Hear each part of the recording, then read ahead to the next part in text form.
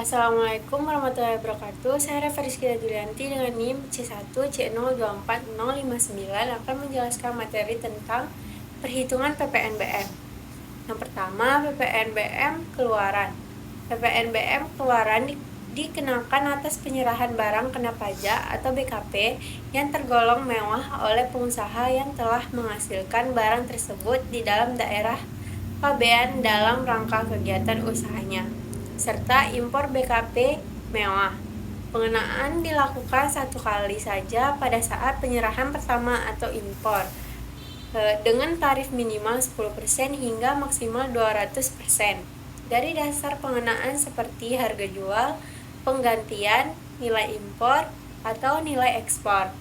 Contoh barang mewah meliputi barang bukan kebutuhan pokok yang dikonsumsi kalangan penghasilan tinggi untuk menunjukkan status, seperti AC tertentu dalam kasus impor. Selanjutnya, PPNBM masukan. PPNBM masukan timbul saat pengusaha kena pajak atau PKP membayar atau dipungut PPNBM atas perolehan BKP mewah atau jasa terkait usaha. Berbeda dengan PPN masukan yang dapat dikreditkan terhadap PPN keluaran. PPNBM masukan tidak dapat dikreditkan dan menjadi beban akhir pembeli.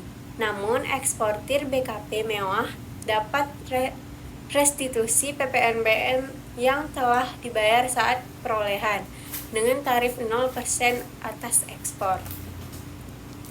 Selanjutnya, mekanisme pengkreditan PPNBM. PPNBM bersifat final dan tidak dapat dikreditkan dengan PPN, sehingga PKP tidak bisa mengurangi PPNBM keluaran dengan PPNBM masukan. Pengkreditan hanya berlaku untuk PPN biasa, di mana pajak masukan dikreditkan paling lambat 3 bulan setelah masa pajak faktur dibuat. Sesuai UU HPP dan PMK 81/2024 efektif 1 Januari 2025 via Koretax DJP. Untuk PPNBM, restitusi khusus diberikan pada ekspor, sedangkan ketentuan pengkreditan pajak masukan PPN tetap mengikuti pasal 9 ayat 9 UU PPN.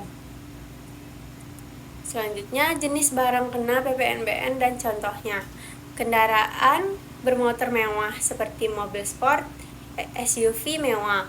Selanjutnya, perhiasan dan batu mulia, barang elektronik mewah seperti AC dengan kapasitas tertentu, TV premium, kapal pesiar, pesawat pribadi, rokok dan minuman keras mewah. Tarif PPNBM bervariasi dari 10% hingga 200% tergantung kategori barang. Tarif yang tinggi biasanya untuk barang sangat mewah atau yang berdampak lingkungan.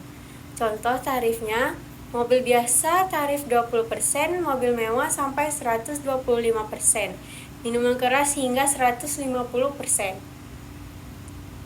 Kepatuhan dan pelaporan. PKP wajib mencatat transaksi PPNBM secara rinci dalam pembukuan dan laporan SPT masa PPN. Pelaporan dilakukan setiap bulan dan dilaporkan bersama PPN biasa.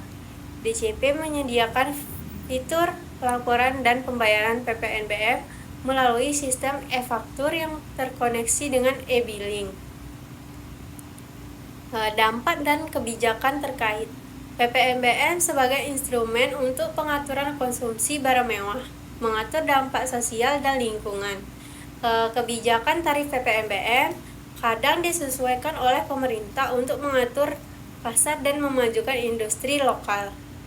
Implementasi PPNBM ditinjau periodik sesuai perkembangan ekonomi dan kebutuhan fiskal. Selanjutnya, contoh kasus dan perhitungan PPNBM. Penyerahan mobil mewah dengan harga 1 miliar, tarif PPNBM-nya 40%, maka PPNBM keluaran sebesar 400 juta harus dipungut PKP penjual. PKP pembeli membayar PPNBM masukan sebesar 400 juta, tetapi tidak dapat mengkreditkan jumlah ini dan menjadi beban pokok. Jika mobil tersebut diekspor, maka eksportir bisa mengajukan restitusi 40% dari nilai mobil. yaitu 400 juta. Sekian materi dari saya akhiri. Wassalamualaikum warahmatullahi wabarakatuh.